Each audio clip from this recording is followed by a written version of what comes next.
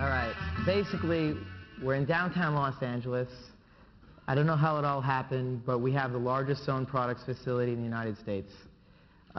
What's so exciting about it is it's more efficient than a prison in China.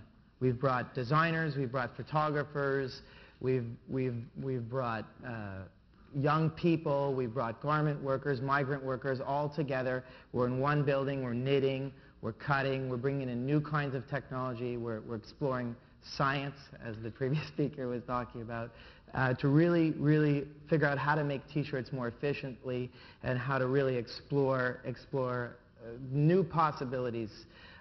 Most clothing in the world, although everybody wears clothing and clothing transcends all cultures, most clothing is made in exploitative settings.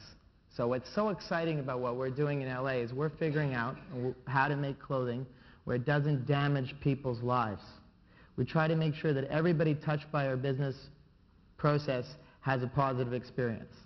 But the real challenge is we want to keep it profitable. And our company is more profitable than any of the institutional competition like Fruit of the Loom or Hanes. So we're maintaining a profitability. There's no institutional investor. We're not playing the stock market game like that. At the same time, we're maintaining human dignity. We're exploring human potential and exploiting human potential in a positive way rather than exploiting human beings. And I look at a lot of the young people up in Seattle throwing bottles at McDonald's, or I was in Europe, there's a big anti-American corporate feeling. But what the kids are missing is that it's not the corporate model that's wrong. It's the generation running the corporations. I think that we're on the dawn of a political, cultural, social revolution. I think it's like we're in 1965 right now, 1963. We're moving into a new era where the youth is going to take over. There's going to be a new Woodstock. It may not be called Woodstock. There's going to be new movement in areas like film. Is that me? But how come the other guy didn't get that? Or how come I'm the only? Does everybody feel like this? Anyway, anyways, oh my gosh. Anyway, I think we're the dawn. Excuse me. I think we're on the dawn of this period where there's going to be a transfer of power from the boomers to their children, and it's going to be something like when the establishment, like the Eisenhower generation, lost control to the boomers. The inspiration to Generation Y, the youth. The inspiration is probably going to come from Generation X, people like the previous speaker, just like the beatniks who were kind of in between generation inspired the hippies.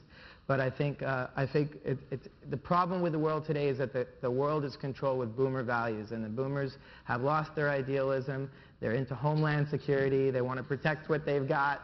And it's time for a change. I think you could see it in the economy. I think you could see it in the way the world's operating. The boomers have kind of cocooned themselves. They don't want any more immigrants in the system.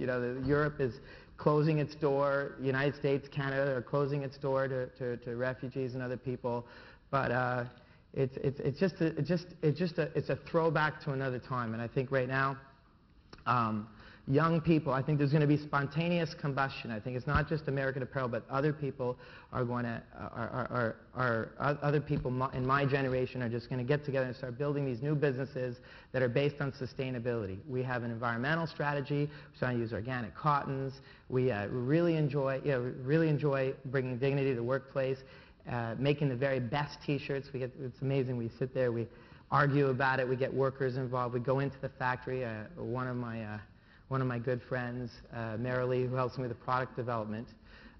She's been with me since she was 19. She's 23 years old. I say, Marilee, go in the factory, try on the panties, check them out, see if they fit. I go in, I go to the bathroom and say, they look amazing. Trust me, they look good. Like this is what it's all about. You can't do that when things are offshore in China.